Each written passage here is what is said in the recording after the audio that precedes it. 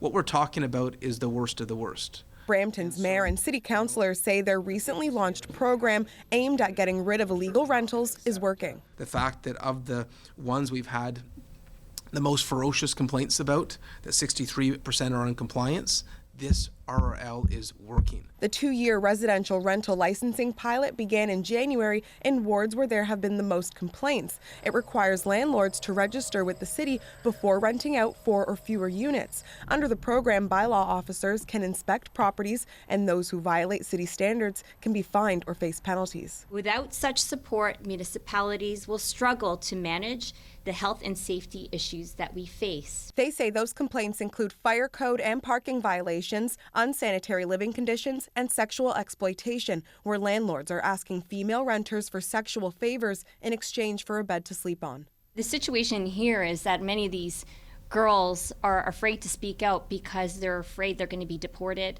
Many of them reach out to social agencies directly, which is where I receive my information from. Officials say there have been over 4,700 inspections, 2,200 issued licenses, and 600 issued notices. 46 locations have come into compliance. We're on pace to make sure we tackle every one. It's going to take time, but we will not relent. No matter how loud and noisy the protest is, we will not relent. We have the constitutional right. Landlords protesting the RRL program say the pilot unfairly targets compliant landlords for their renters' behavior. These inspectors, city inspectors, are given almost like police powers. Tomorrow, let's say my tenant brings 2 more people. What can I do about it? We want to clearly tell Mr. Brown, the people who are protesting, who are against this RRR compliant people, don't call them slumlords. If they are slumlord, you are a slum mayor because you are representing the people, slum people.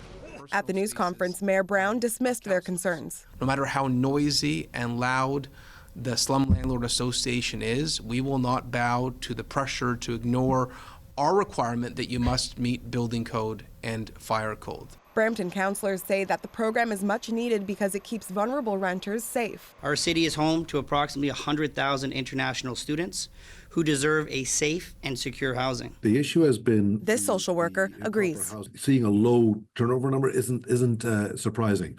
What's important is the large number of enforcements, and any activity that shuts down the bad landlords is welcomed and supported by many in social and health and human services. Mayor Brown says although the program is another cost on taxpayers, his office will continue to keep up the pressure on those who flout safe living standards.